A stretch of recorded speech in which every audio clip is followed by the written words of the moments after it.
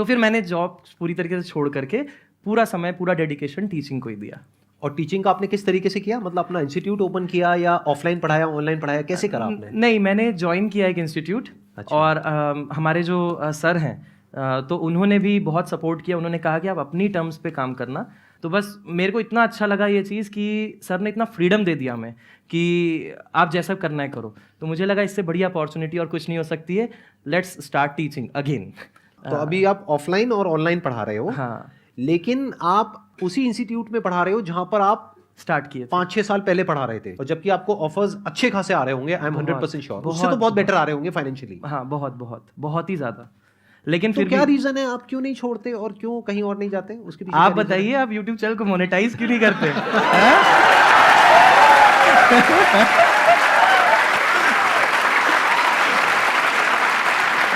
नेहले पे धैला। कुछ चीजें होती है ना जो एथिक्स और मॉरल से एसोसिएट हो जाती हैं, और एक लिमिट के बियॉन्ड ना फिर वो एथिक्स मॉरल्स फिर रखना अपने अंदर वो ज्यादा वैल्यू करता है रादर देन स्विच करना। उसके अलावा आपने और भी कई सारी गवर्नमेंट की जो एंट्रेंस एग्जामिनेशंस होते हैं उसको क्रैक किया है। बहुत सारे, यूपीएससी के अलावा भी। सारे जितने दिए सब, जितने भी हैं सब क्रैक किए हैं। मतलब जितने मैंने दिए हाँ। सभी क्लियर किए।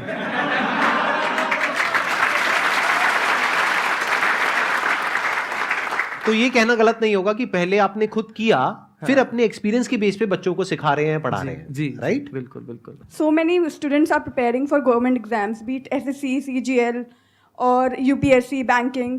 तो ऐसी क्या चीज़ है जो हमें बाकी स्टूडेंट से मतलब थोड़ा डिफरेंट बना सकते हैं कि हम क्लियर कर पाएँ? और मैं अपने स्टूडेंट्स को भी हमेशा यही चीज़ बोलता हूँ कि सबसे इम्पॉर्टेंट है सर कि एग्ज़ाम की नीड को समझना कि हम किस एग्ज़ाम को क्रैक कर रहे हैं। आजकल क्या होता है कि सिलेबस, जैसे क्या होता है, बहुत सारे कोचिंग्स, बहुत सारे ऑनलाइन ऑफलाइन इंस्टीट्यूट्स इतने हो गए हैं कि आपको क्या करते हैं कि थोड़ा थोड़ा एक्स्ट्रा पढ़ा देते हैं। जैसे कि इन्होंने मान लीजिए ये टॉपिक छोड़ दिया था, वो दूसरे टीचर ने एक दूसरा टॉपिक पढ़ा दिया, तो स्टूडेंट को लगता है कि अरे ये तो एक्स्ट्रा पढ़ा रहे हैं। लेकिन आजकल क्या हो रहा है कि इस तरीके से क्या हो रहा है, एग्जाम क्लियर नहीं हो पा रहे हैं because there is information overdose. आपको एग्जाम की नीड को समझ के पिन पॉइंटेड स्टडी करनी है जो काम की। बिकॉज मैं आपको एक चीज बताता हूं कि एक एक व्यक्ति को एक एक सब्जेक्ट के एक एक टॉपिक में पीएचडी करने में 7 साल लग जाते हैं। जैसे हम लोग जब आईआईटी बॉम्बे में थे तो वहां पे हमारी एक सीनियर थी जो पीएचडी कर रही थी। वो पीएचडी अपनी कंप्लीट की है 8 ईयर्स में। उनका शादी हो गया, बेबी हो गया, सब हो गया, पीएचडी उसके बाद हुई कंप्लीट, वो भी एक टॉपिक में।